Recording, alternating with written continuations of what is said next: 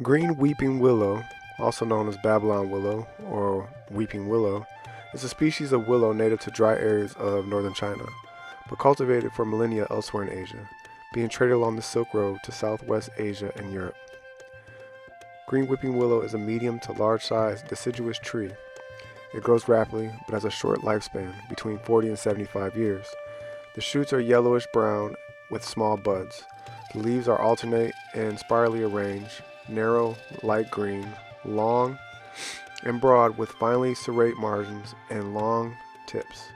They turn a gold yellow in autumn. The flowers are arranged in catkins, produced early in the spring, with the male and female catkins on separate trees.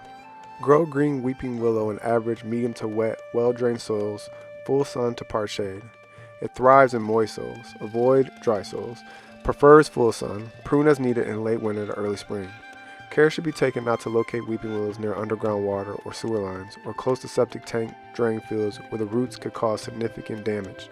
Roots are aggressive and will spread about 3 times the distance from the trunk to the edge of the canopy and often grow on the soil surface.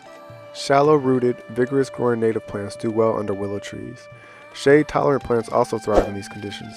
The best plants for under the willow tree are hostas, lily of the valleys, jack in the pulpit, Solomon seal, daffodils, and white trillium.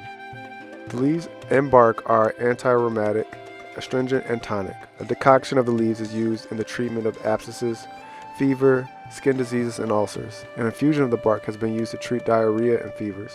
Willows were used by Indians as medicine, the young twigs and bark chewed to relieve headaches. It was later found the active ingredient was salicylic acid, the basis of today's aspirin.